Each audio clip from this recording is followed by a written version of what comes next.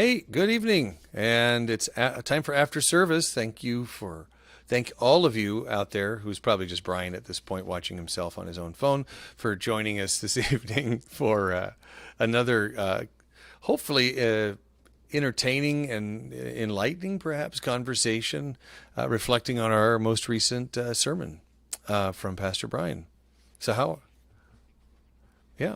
I'm Joe. We have Brian, and the good news is, well, at least from my perspective, is that we do have our windows connected, so I can see if you send us a chat message, and we can respond immediately to those. So if you do have questions or comments, we will respond to them, assuming it's appropriate for us to do so. Fair enough. Yeah. All right. So, well, here's one of my favorite things to do is I'll just move you over here. And what it looks like for people online is that I'm staring at you a la Brady Bunch. Right? So, how's it going, buddy? I'm staring right at you. But people who are watching don't care about that. So, well, I was going to ask, any movies lately? Are you able to go to movies?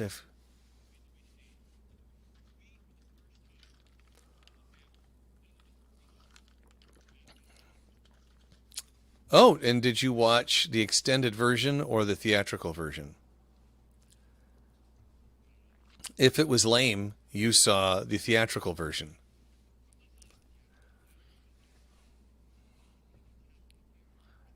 Right. No, there's all these scenes that they cut out that actually explain the motivation.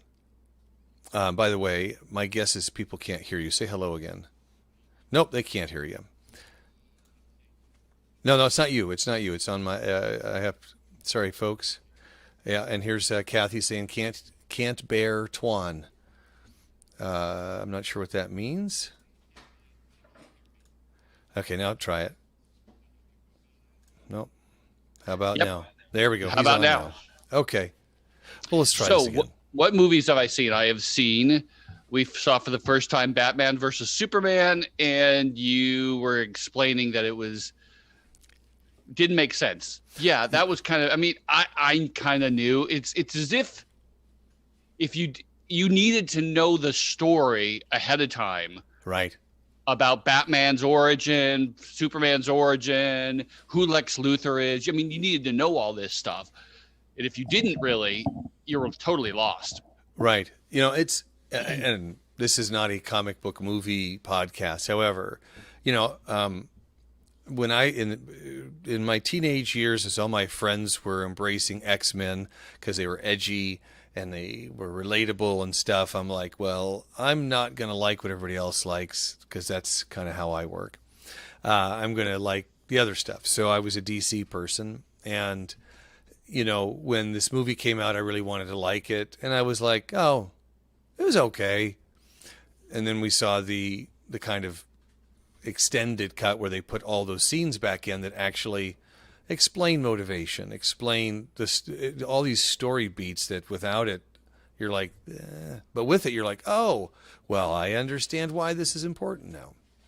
Right. Anyway, what was the They response? just rushed the whole thing. It should have been at least two movies. They Right. shouldn't have tried to tie. They tried to do too much in a single movie. And the same thing with Justice League. I'm looking forward to the Snyder Cut. That's what we're waiting for. We're gonna watch. We watched this before that because we started watching the Snyder Cut and went, okay, we don't know what's happening right here, so let's. Right. So that's what we did. Yeah. Yeah. Well, I think you'll enjoy it. It is long, obviously. Okay. But yeah, well, thank you. It almost feels like you were trying to be kind to me by going and watching those movies because it doesn't seem like something you'd be like, oh, I'm really looking forward to that. It's an action comic book movie. Of course, we're gonna watch it. So we have Samantha is saying, when can we come in person? We live down the street, and I've always wanted to go in person. So Samantha, if you're talking about the church service on Sundays, you can come in person. That's open. If you're vaccinated, you don't need to wear a mask. And so, yeah, come on down. We do not record. I mean, we record the podcast live, but not in person. So if you're talking about the podcast, Brian, I'm sure would love to have you at his house. Yeah. Well, Thanks for joining us, Samantha. Yeah. Yay. We should probably talk about the sermon. Yeah. We've been on for a few minutes. So yeah, give us the elevator speech on the sermon, please. Golly, in my mind, it was a little bit of a mess, to be honest. Let me tell you the story of it. It'll be a little bit more than an elevator speech. So Jesus is confronted by the Pharisees, who are complaining. If I could put it in a nutshell, what it is they complain to him, saying, "You are upset at my disciples for doing this external action by rules that you think God wants, but you've just made them up." And he replies to them saying, actually, you are not doing what God said, and it's not an external action that's the problem, but it's your heart. Yeah. And that's the basic issue. It's our heart. And so it had to do with a heart. It had to do with who makes you clean. Jesus declares is the person who can clean our hearts. That's kind of what this one's about. After the fact, A lot there. Yeah, there is a ton. After the fact, I started to think a little bit about actions versus faith, and that kind of debate.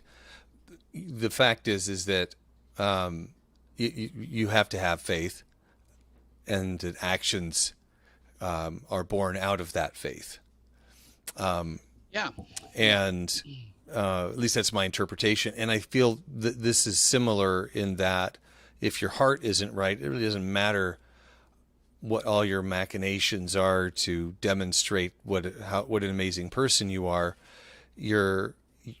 All that is empty without the right heart behind it, and that will inform those things. Absolutely. That you're saying essentially what Jesus is saying when he quotes Isaiah 29.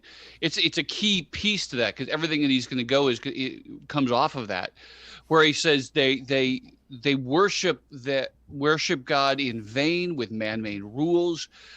They honor him with God with their lips, but their hearts are far from him. And so they are honoring, they're worshiping, and he's not docking them for their external actions. Their problem is their heart, that their heart's not in it. They're not actually worshiping. This is the problem. Yeah. Yeah. You could do it right and still be wrong. And we know this, right? Can you not do something right and do it with a grumpy attitude? Anyone who's had a kid who knows, go clean your room, and he goes up there, he cleans his room, but he does it in the most grumpy, most miserable way possible. Right. Like, okay, you're really not doing what I want. One of the things that I learned as a husband, you'll excuse me for kind of going into this, is, Vanessa's a person who loves to go on hikes. She loves to go on bike rides. She likes, and it's not about exercise. It's about getting outside as a family. It's about, if you know the 5 love languages, it's quality time. And when she wanted to do those things, I'm a homebody. And as much as I like to be active and get out, I was grousing, like, oh, whatever, eye rolls and all that stuff. And when you do that, even though you're sure, let's go for a bike ride, what a pain.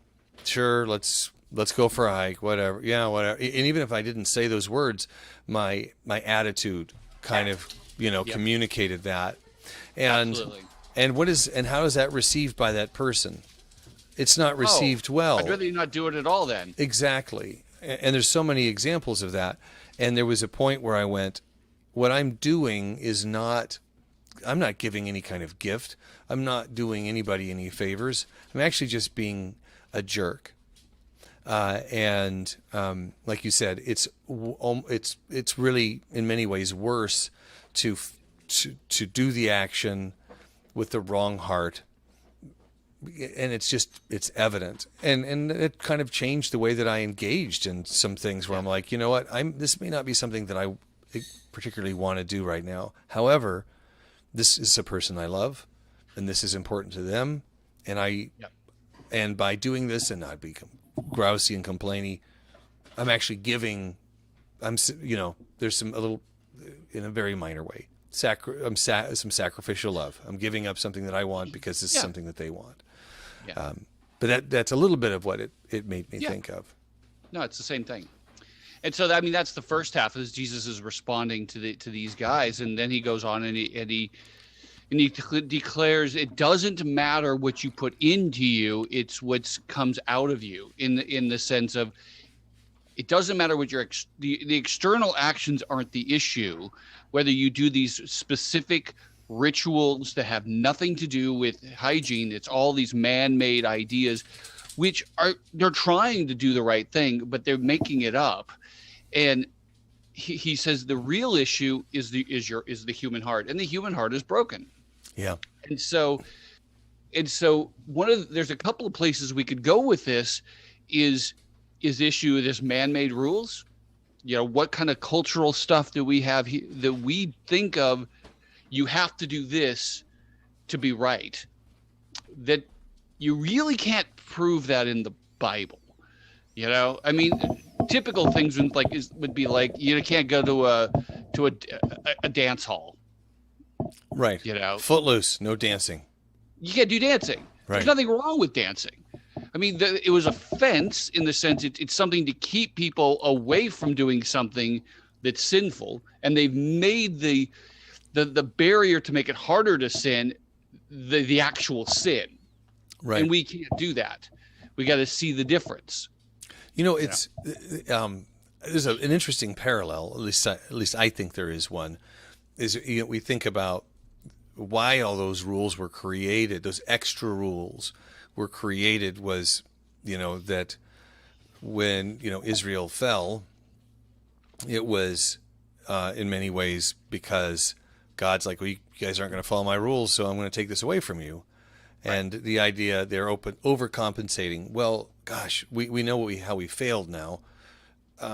Let's make sure we never even get close to failing to that degree again.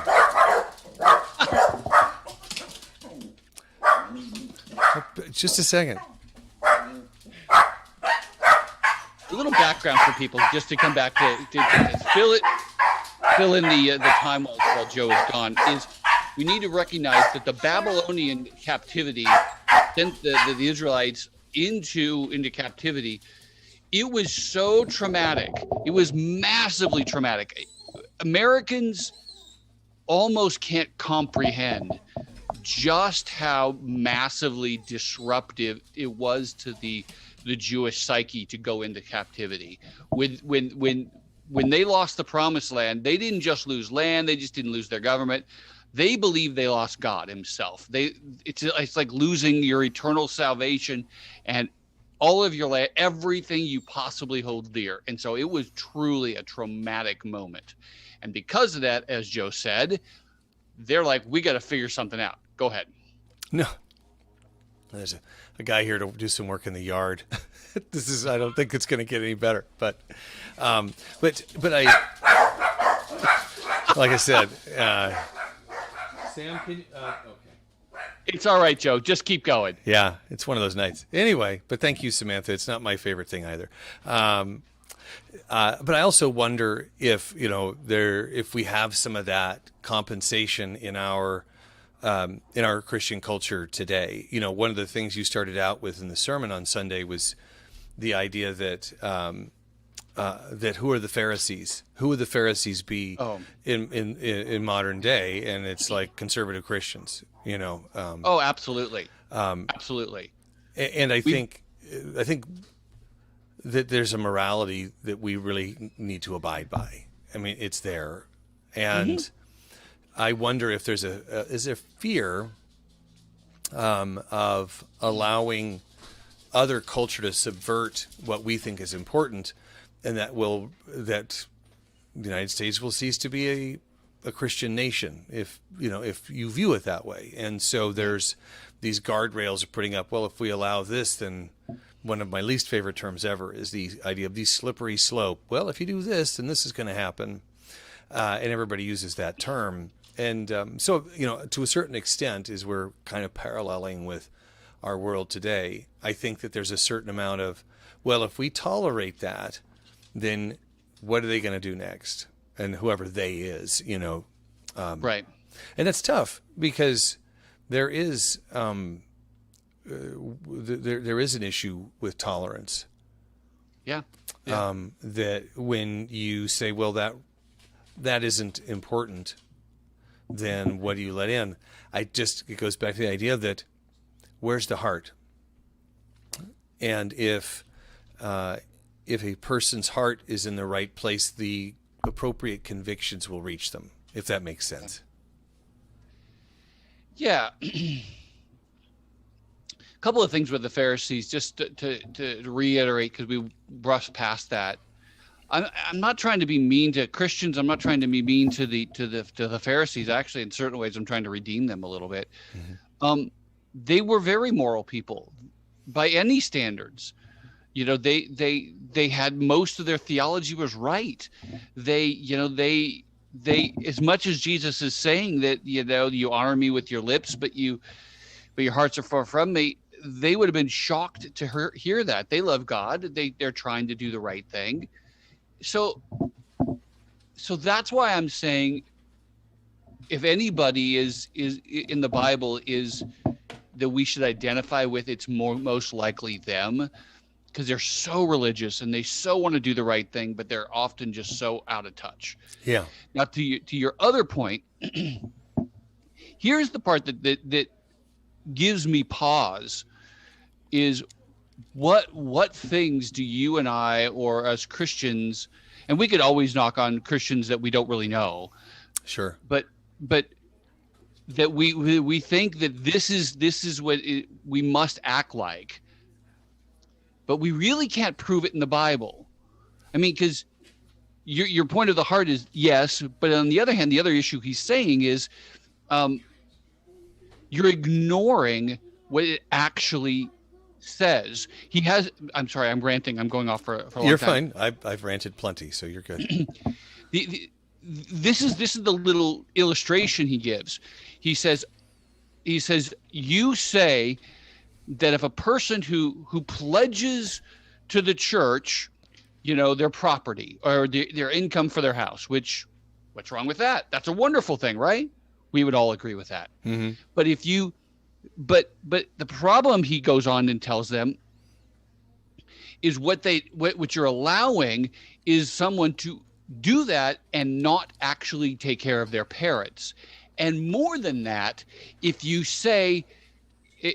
says, I'm sorry, I got to take that gift back because I need to take care of my parents, you actually say he's wrong because he's breaking a vow. And so you see how they're justifying it. We can justify things that we think God wants by saying, well, you don't want to break a vow. You need to give to God, but you're missing something more that God actually says, like take care of your parents. So we justify it by little things, but miss the big issue. Right. We've got a comment from Samantha. She says she's confused. I'm sorry. Let me see. She says, I'm lost now. I try to do the right thing. I'm a religious person and think, God's talking to me. Oh, in Numbers. I assume by Numbers she means the book of Numbers. And sometimes in my dreams, and I try to do the right thing. I'm not quite sure where she's at there. So I'm kind of lost too, Samantha. But this would be something, if you could add to your comment, or if you do come on Sunday, find Angle Numbers 444555. Let's talk on Sunday if you come to church on Sunday, because I'm not quite tracking, and Brian doesn't have access to the comments. So I don't have my phone on me tonight. Yeah. No, I'm sorry. Sorry, Samantha. Anyway, apologize. Go ahead, Brian. Kind of to shift focus, and maybe that's what we needed to hear tonight, is to get off of that and go.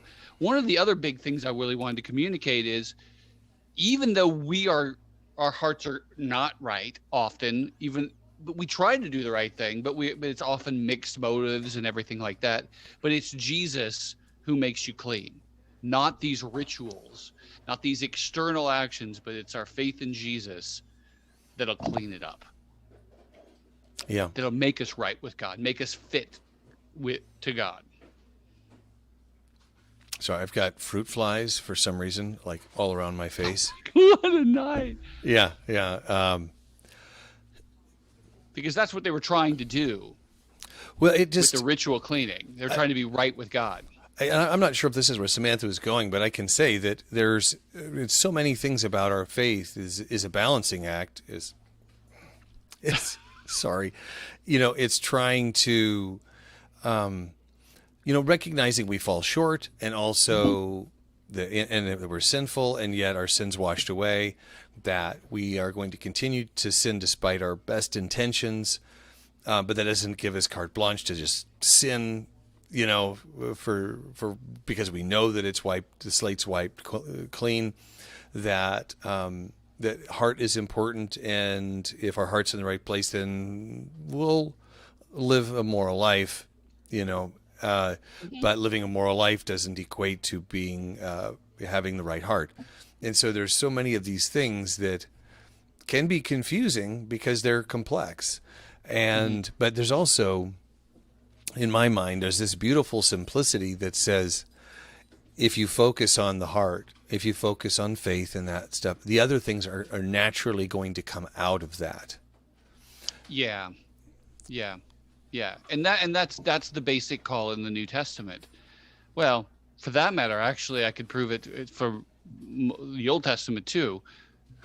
That what Jesus wants us to do is just go, look, you're trying so hard with all these external actions to be right with me, when I'm the one that's going to take care of it. So just trust me, and I'll clean your heart up. Don't worry about it. Just trust me. Yeah. It almost reminds me a little bit of the Martha and Mary conversation. Yeah. It's like, listen, I know you're trying to do all these things. Just be present.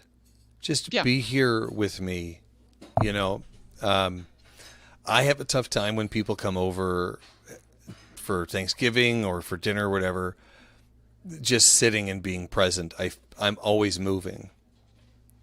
Trying to serve people. I'm trying to serve people, and I remember my dad's last Father's Day. I don't know if we've talked about this. I don't think we've talked about it on the podcast, but where he knew it was his last Father's Day, and all he wanted was for me to just be present with him, and I was moving.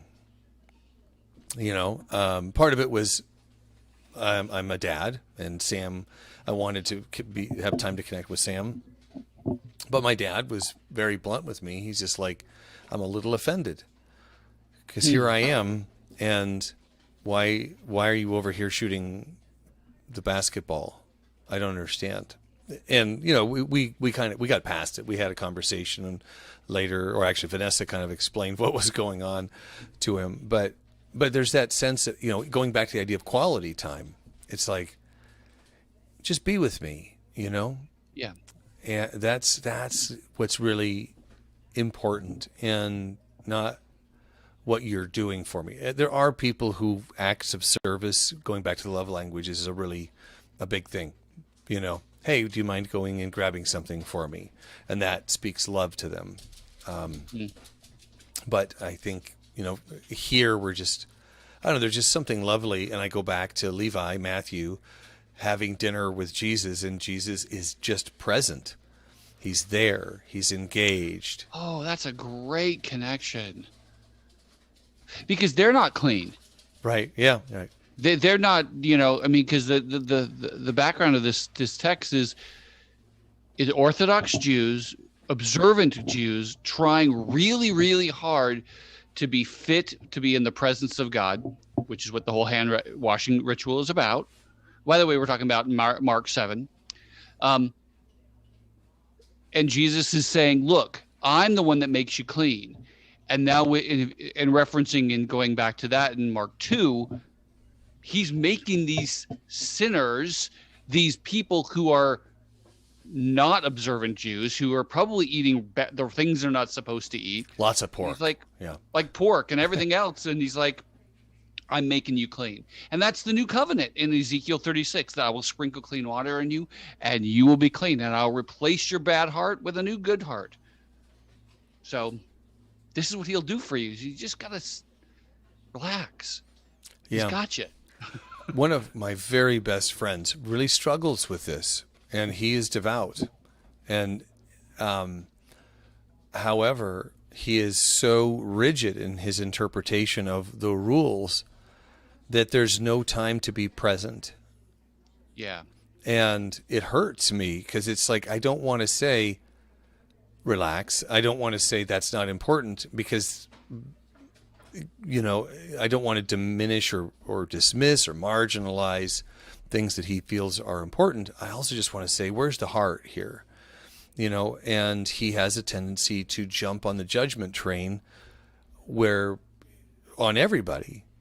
You know, he and I have had debates where I've said, well, here's kind of how I feel about this. This is how I interpret this. And it was different from him. And he wouldn't talk to me for 5 months, just disappeared. Interesting. Just ghosted me. Gavin, wherever you are, I love you. I hope you're doing well. Oh, okay. It's not who I thought it was. Yeah. Okay, good. Yeah, we'll talk about that later. I don't know Gavin. You met him once. He came to church once. Oh, this one. Gotcha. Yeah. And just a very kind, generous person who's very, very concerned with this. Because he wants to be right with God. Right. It's the most important thing to him. And I feel, you know, that fixation is a barrier and in some ways an idol, that it is just, it's distracting us from the relationship. You know, if I got straight A's, but I was, I had no personality, right? Then, you know, that's great. You're going to be out in the world and you can say, look, I did everything right, and nobody will want to work with you because you can't engage with people. Yeah. I don't know. It's a simplistic kind of And it thing. makes me think about, this is really a helpful place to go with this, is for the people to and we're all this way to varying degrees, but some more so, just get really caught up in, I have to do it right, otherwise God won't love me or be okay with me. It's not to be grumpy with them when they attack you. It's to feel a little bit of compassion. Like, I get it. You care about God. It's like, unfortunately, there's more joy and more freedom available than you're seeing. Well, here's how I very personally see it, and it's related to worship. Is I can technically be perfect in how I play and sing. I mean, I don't know if I could, but you know, I mean, but if I were, yes. I could be technically perfect and there could be no heart behind it. And you would know it. The people, yes. You know, who are in the congregation know that I'm imperfect and I mess up. I sing off key. Sometimes I'll play the wrong chord. I will forget how a song goes. I mean, these things happen to me more regularly than I like. And yet somehow God works through me and we worship. And if I was technically perfect, does that leave any room there for the Spirit to move? Well, that reminds me of what I tried to say several weeks ago about the